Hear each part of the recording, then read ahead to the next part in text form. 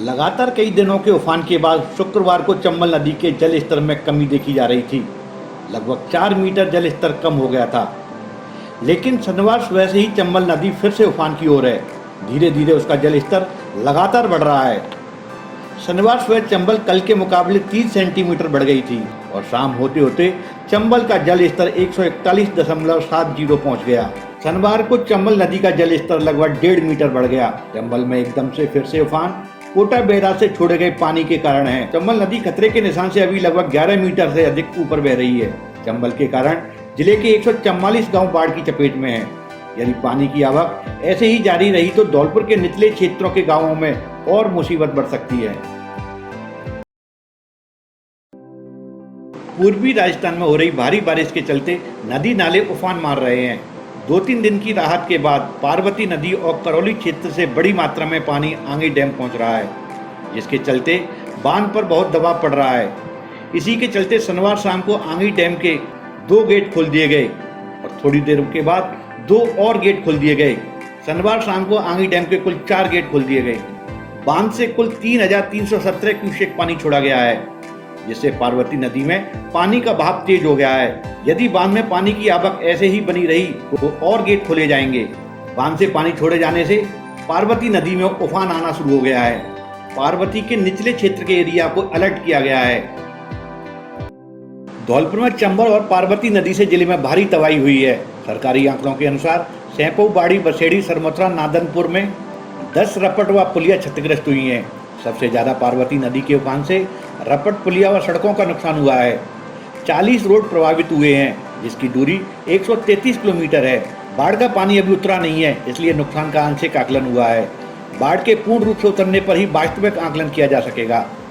सरकारी आंकड़ों के अनुसार बकरी, घोड़ा, गाय, भैंस सहित तकरीबन 13,500 जानवर प्रभावित हुए हैं। गुनपुर, गोपालपुरा, हरियाली, अंडवा, पुरैनी, मोरौली, हनुमानपुरा में लगभग 50 हैंडपंप चंबल के पानी में डूब गए हैं, जिसके चलते इन क्षेत्रों में पेयजल की समस्या खड़ी हो रही है। इसके साथ साथ 96 गांवों में बिजली आपूर्ति प्रभावित हुई है, जिनमें राजाखेड़ा में सर्वाधिक 38 गांव, धौलपुर ग्रामीण में 27, बाड़ी में 10 एवं सरमथुरा के 21 गांवों में बिजली आपूर्ति प्रभावित हुई है। 238 विद्युत पोल क्षतिग्रस्त हुए हैं। जिले के बाढ़ से कुल 138 गाँव तथा डाड़ी प्रभावित हुए हैं। राजस्व विभाग द्वारा सर्वे कार्य किया जा रहा है। जिला कलेक्टर ने बताया कि बाढ़ प्रभावित लोगों के लिए हुए नुकसान की भरपाई करने के लिए सरकार द्वारा हर संभव मदद उपलब्ध कराई जाएगी। नगरपालिका बसेड़ी का गठन होने के बाद परसीमेंट से बने पंचायत समिति बसेड़ी के वार्डों के पंचायत समिति सदस्य के लिए लॉटरी द्वारा वार्डों का आरक्षण जिला कलेक्ट्रेट सभाकक्ष में किया गया।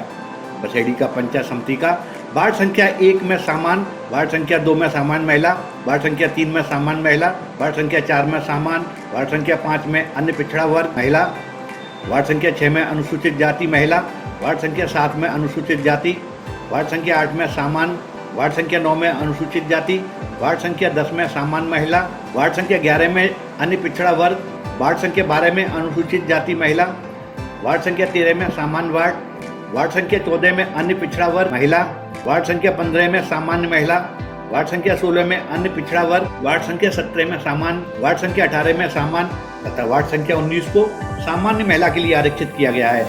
इस अवसर पर मुख्य कार्यकारी अधिकारी जिला परिषद चेतन चौहान, पूर्व प्रधान लाखन सिंह खिडौरा सहित अन्य विभागीय अधिकारी उपस्थित रहे।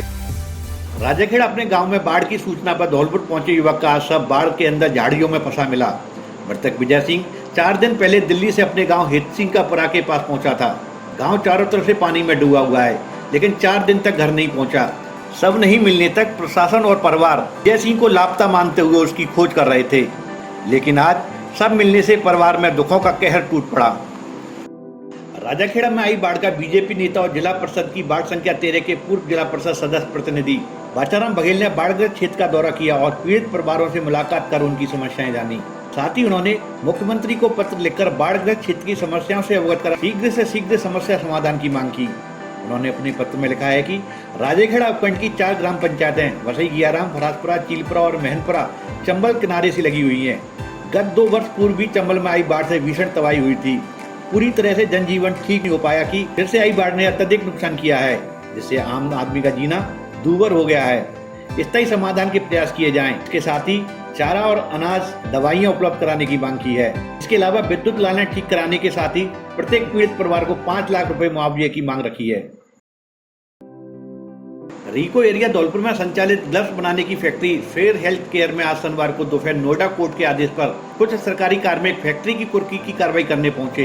इसके बाद यहां काम करने वाली महिलाओं ने इसका विरोध किया और करीब 150 महिलाएं महिला पुलिस थाना धौलपुर पहुंची, जहां उन्होंने सरकारी कर्मचारियों पर अभद्रता और मारपीट करने का आरोप लगाए। ये अपनी ग्लव्स कंपनी और इसमें लेडीज हैं, काम करती हैं, उनका मतलब रोजी रोटी चलती है, घर परिवार चल रहा है। और आकर के जो चेक करने आए थे, जो 5 लोग थे, उन्होंने हमारी लेडीज़ों पर अत्याचार किए ऐसे, क्योंकि सर हमारे चले गए लंच के लिए और हम ऑफिस में बैठे थे और हमारे गेट से बिना कैश में वो निकल गए आगे और जाकर के हमारी लेडीज़ों पर खींचतान किया। एक जो जेंट्स भैया थे, काली जो black shirt, T shirt, jeans pant सारा ही ब्लैक थे, तो उन्होंने इस दयावती जो हमारी लेडीज है उसको खींचा है जोर से, तो उसके पैर में लग गई है, काफ़ी चोट आई हुई है, वो चल भी नहीं पा रही है। क्या इतनी इनकी हिम्मत है जो हमारी लेडीज़ों पर इतना हाथ की मुँह से भी कह सकते हैं और हाथ पकड़ने की कोई ज़रूरत भी नहीं है, लेकिन फिर भी इन्होंने जेंट्स होकर के हमारी लेडीज़ों पर इतना मतलब खींचतान की, छेड़छाड़ की। ऐसा क्यों हुआ? क्या ये अपनी इनकी गरीबाई का फ़ायदा उठाया? स्वदेशी जागरण मंच धौलपुर की बैठक जिला संयोजक विजय श्रीवास्तव की अध्यक्षता में घंटाघर पर आयोजित की गई। बैठक में मुख्य अतिथि मुख्य संगठक राजस्थान मनोहर शरण रहे। कार्यक्रम की शुरुआत भारत माता के चित्र पर पुष्प अर्पित करने से हुई। मुख्य अतिथि ने स्वदेशी जागरण अभियान चलाने पर प्रकाश डाला, साथ ही विदेशी सामानों से देश की जनता और देश की आर्थिक स्थिति पर पड़ने वाले दुष्प्रभावों के बारे में भी बताया। बैठक में ओम प्रकाश कोहली, कमल पहाड़िया, दिग्विजय राजावत, गिरीश पारासर और कीर्ति राजावत ने भी संबोधित किया। इस अवसर पर बड़ी संख्या में स्वदेशी जागरण मंच के कार्यकर्ता मौजूद रहे। बाड़ी थाना क्षेत्र के गुम्मट मोहल्ले में शनिवार रात को अज्ञात चोरों ने घर पर धावा बोलकर अलमारी में रखे गहनों पर हाथ साफ कर दिया। पीड़ित सुनीता कुशवाहा ने पुलिस को दी तहरीर में बताया है कि रात में वह भैंसों के बाड़े में सो रही थी। चोर घर में टंगी थैली में से चाबी निकालकर अलमारी में रखी लगभग 4 तोले के आभूषण और 15,000 रुपए लेकर फरार हो गए। सुबह जागने पर चोरी की घटना का पता चला। यही मैं भैंस के जल सो रही छपरा में, मम्मी सास सो रही कमरा के आगे, मम्मी तारा चोरा कोटा को चोरा और सब निकाल ले गए। एलवाई का तारा चोरा, एलवाई की भड़ोरा मारो, एलवाई की चाबी ढूंढ गए और सब निकाल ले गए। चीज़ें बत्ते सोने की लड़ाई में ये अंगूठी है और मंगलसूत्र है और मैं मोड़ी मोड़ा की चीज़ें बताई नहीं पता रही। 15,000 रुपया है, कौन नहीं है तोड़िया। अवजल शर्मा बाड़ी के नए मुख्य ब्लॉक शिक्षा अधिकारी बनाए गए हैं। आज उन्होंने कार्यालय पहुंचकर कार्यभार संभाल लिया। इस अवसर पर राजस्थान शिक्षक संघ सियाराम सहित कई संगठनों ने उनका माला साफा पहनाकर स्वागत किया।